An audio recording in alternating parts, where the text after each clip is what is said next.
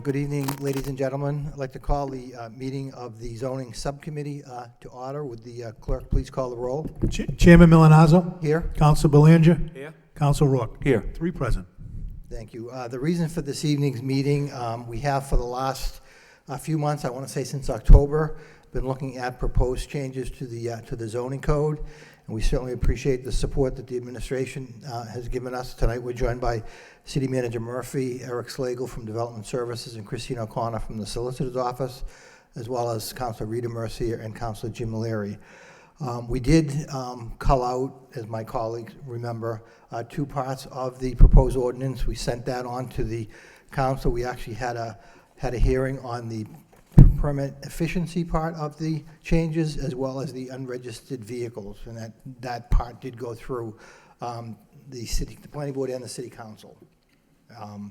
So I guess, and I did, by the way, we did invite the city neighborhood groups this evening, and I thought they would be here. I know that a number of us have attended neighborhood groups over the past few months to highlight the proposed changes. I know that we were in Centerville, we were in Pawtucketville, and other neighborhoods, Highlands, to go over this. So again, I would defer to my colleagues on the subcommittee, but I think from the standpoint of trying to move this along, it would be that we would move to send the proposed changes to the full council, and then hopefully the full council would send them on to the planning board for a report and recommendation, and then back to the full council in ordinance form. So again, there are obviously other parts to this zoning proposals that have kind of caused more detailed discussion, the Airbnbs that we had talked about before, so maybe that part of it does need to be looked at the planning board and or back at the council. But again, from a strategy standpoint and just to try to move this forward, again, I'll recognize Eric Slagle for some comments, if that's okay with my colleagues. Okay, thank you. Thank you, Councilor. Yes, we've had, as Councilor Milanazzo has mentioned, multiple public meetings through this process. There are a couple of different pieces that are still remaining before the subcommittee that did create some conversation. The accessory dwelling unit piece was one that created some conversation both at the neighborhood groups and at the subcommittee, and the Airbnbs. The remainder of the proposed changes fall into a couple of different categories. We are proposing adding a series of uses that are not currently defined in the zoning ordinance to both better define those uses and also to specify locations in the city that we think that they're appropriate. Mm-hmm. They include, and I won't go into detail unless the subcommittee wants to hear detail, but they include defining adult daycare facilities and laying out the places in the city where they would be allowed, all by special permit, not by right in any location, but all by special permit before the planning board. Defining micro businesses, craft businesses, which are 2 separate uses that we would be highlighting for things like nano breweries, microbreweries, commercial kitchens, things that have both a manufacturing component of either food or beverage or small scale manufacturing like a 3D printing shop, and also a retail component. Right now it's very challenging for those uses to find locations because we have a manufacturing use that's typically only allowed in light industrial and general industrial locations, which aren't really appropriate for something like a nano brewery where they're actually looking for some customer input or a small craft space. So we have those defined and provide locations for them. We provide a limit on the square feet that they can be. So if they start to outgrow that, then they have to move out of the downtown, for instance, and into a place that's more appropriate for the scale. We have a movie or live performance theater, which we didn't have defined earlier. The tourist home, which again goes back to the Airbnb, we've discussed that. We're also adding a few accessory uses, which are just things that currently aren't defined, and we want to provide some clarity to the applicants and to the residents, for carports, for ground-mounted solar arrays, and for patios. And I think those will kind of clear up, those definitions will clear up some issues for applicants who are looking for some clarity. We changed the definition of landscaped open space. I think we actually had a conversation about that at the subcommittee. This was driven by some comments from the city engineer who wished to provide a little bit more restrictions on whether you could use a patio or a sidewalk as your landscaped open space. So we're actually restricting the use of those as landscaped open space. This should encourage more actual landscape green space in the fronts of yards, and restrict people from being able to kind of pave over their yard and claim it's a patio. So that's that. We made some minor changes to the size of accessory buildings. One-story accessory buildings up to 200 square feet and 16 feet in height would be allowed. This is just to mirror the consistency with the building code, which doesn't require building permits to be pulled for anything under 200 square feet. We clarified language about the distance that a nonprofit educational institution can be from a parking facility, because the section 6.1.6 was not consistent with how we measured distances for parking facilities in the rest of the ordinance. So this is just to bring it into line with how we measure everything else. Okay, what's the distance, Gary? Can you clarify? This, in the case of a dormitory or a nonprofit educational institution, the required parking facilities may be provided on lots, and we're changing it to within 1,500 feet from the entrance of a dormitory. Before it was not more than 1,500 feet measured along a traveled way from the dormitory. So this is actually saying it from the door of the dormitory to the parking, as opposed to from the corner of the property to the parking lot. So we're just trying to make it, and this is just bringing it into consistency with the rest of the zoning ordinance. We are clarifying some requests for permit signs, and adding, changing it. It had been Inspectional Services Department. That's obviously doesn't exist anymore. And we're adding in notice of intents to the Conservation Commission that will now require requests for permit signs to be posted on the property boundaries. There is some changes to the telecommunication facilities requirements that were brought about by federal statutes that mandated that we have a non-discretionary approval process for co-location of wireless antennas. There was a statute passed by Congress back in 2012 that mandated us, we can't force them to go to a board for a co-location. That means when you piggyback on an existing pole, right? Correct. So if there's an And another pre-existing pole that already has antennas, and you're adding another antenna to it, we are no longer allowed to make them go to a board. And so this clarifies that process and puts in some protections that basically says you're only allowed to use this non-discretionary process if you can meet all of the requirements of the original permit, which means if the original special permit put up screening requirements or height requirements, you have to meet those in order to get this kind of administrative approval in front of the staff, which is required by statute. Otherwise, you have to go back to amend the earlier special permit. We defined what a large structure was. We have we had a portion of the zoning ordinance which talked about being able to convert a large structure without actually saying what a large structure was. So we defined it as being 5,000 square feet or greater. We put in a section to be added for large-scale residential projects, which talks about requiring them to record a deed restriction, saying it shall not be transferred to a non-tax-paying entity without that entity agreeing to enter into a pilot with the city. So this would only affect 50 or more units or beds, those residential projects. So if it was smaller than that, they wouldn't be affected. But for those large-scale projects, it's going to require that the the planning board adopt a provision that means they have to put that pilot in if they're going to transfer it to a non-taxpaying entity.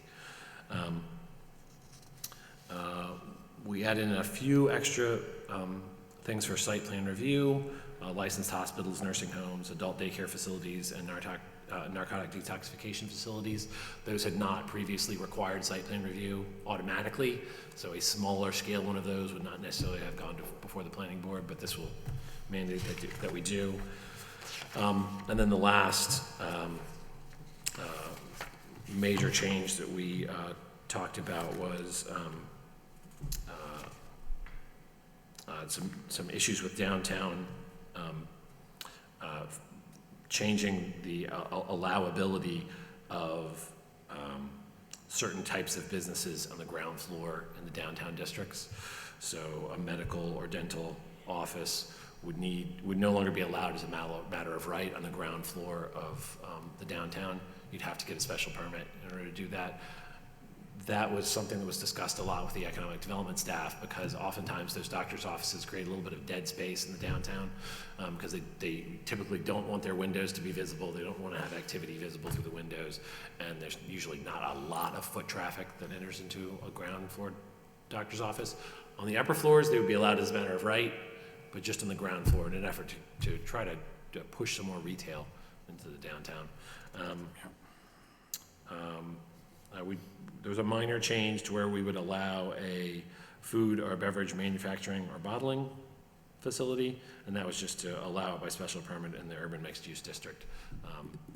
The staff thinks that was an appropriate change. This is one change that we proposed that was going to, in an effort to try and assist businesses, small businesses that are going into the urban mixed use, traditional mixed use neighborhood district or into neighborhood business district or institutional district. Oftentimes these are pre-existing storefronts that don't have parking. So think about University Ave and the small storefronts along University Ave that don't have any on-site parking. If those properties need to change from one use to another, they're required to provide the parking that's required in the ordinance. And if they don't have it, they're required to go to the zoning board to get a variance. This change would allow things like takeout restaurants and service businesses to count metered on-street parking that's in front of their building towards their parking requirement. And the idea is to encourage these businesses to go into these small spaces and not have to go through the expense of going in front of the zoning board. If you only need 2 or 3 spaces for your business, but you don't have any on site, as long as you have a metered parking space in front of your business, will allow you to use that towards your parking requirement. Thank you. Excuse me, Council Rourke has a question. So, with regards to that, does the commercial, I see some commercial parking signs downtown, are those also on University Ave, Bridge Street? Do those qualify as well under that change? We can certainly do it. We right now it's only for on-street metered parking in front of the business. So we didn't count in that the commercial parking, but we could put that as if the subcommittee believes that that's an appropriate change, we could add that to the section just to say on-street metered parking or commercial parking spaces immediately in front of the business. Because if you see a commercial sign, you would think it's a business thing, right? Sure. So, I think that's it. you know, one thing, Eric, too, was you talked about 200 square foot structures earlier. Yes. Is that change from 120 to 200 now? Correct. Yes. Okay, so I got a couple of phone calls concerning, going for a shed or something like that just in the past couple of weeks. When this goes in, are they still required to go through a process if they're at 120 square feet, or can they come back to the city and just waive everything else? Well, if and when this is approved, at that point in time, anything under 200 square feet will be counted as an accessory structure, so they won't need to get any additional approvals to have that difference between 120 and 200. As long as they're within that difference, they would be able to just go ahead and put it up? Yes. Okay, so will they be notified? I got a couple, one's a neighbor, and then one's a relative, right, of course. So, so right now, they have to go in front of the ZBA, and all that other stuff. So if this does pass, If this does pass, what I can have my staff do is review the current filings for the ZBA and see if there's any that fall into this requirement, and then let them know that they can just proceed. They were trying to follow the rules, just, yeah. Glad to hear that. I cut the phone calls. We want also, everybody yeah. to follow the rules. Thank you. Council Belanger. Oh, I apologize, yes. Oh, thank you. Now, Mr. Slagle, Mr. Chairman, to you too, Mr. Slagle. Now, something I think it should get a little more dialogue is the transfer of property of a structure 50 units or more to the sale or transfer to a nonprofit. Now, I'm theorizing, Eric, that 50, I mean, that's basically a mill. I mean, even a brick building structure isn't 50 units. So do you think that needs amending, if you will, to lower the amount? With the university, where they're growing, when they're encroaching, I mean, and there's an upside to what they've done. I mean, what they're doing in the city, absolutely. But, do we need to take further steps, do you believe?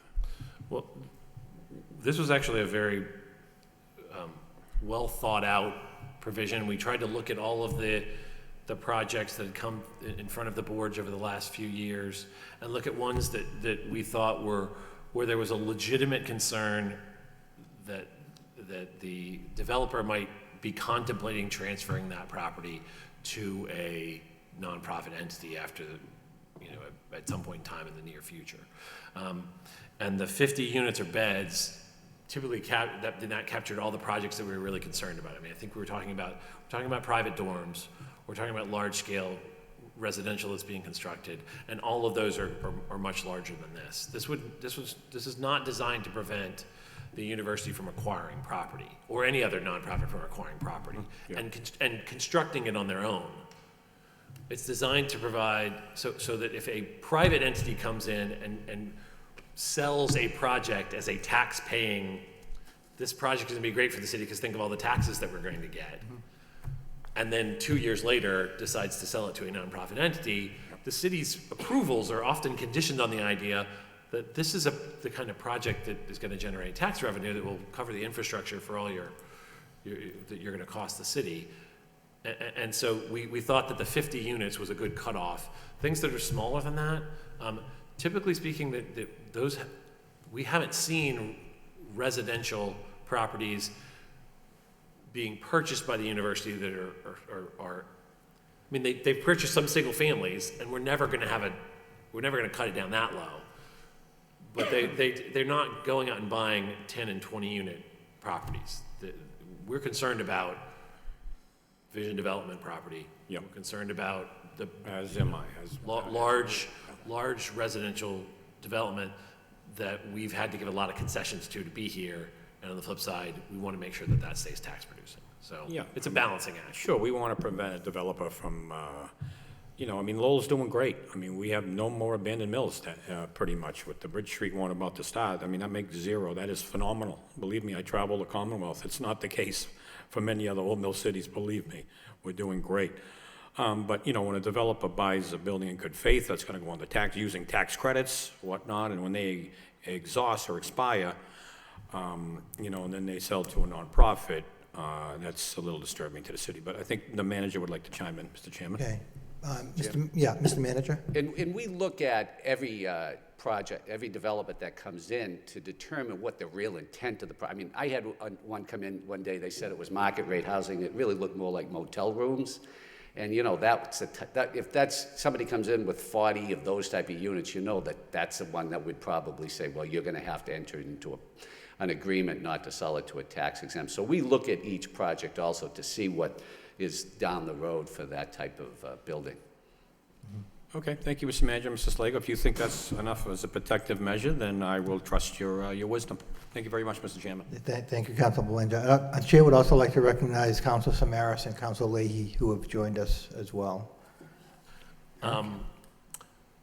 So the one other provision, and I think we're almost done. One other provision was again, talking about larger scale development, that would allow residential developments with 10 or more units to provide alternate means of transportation to meet the parking requirements.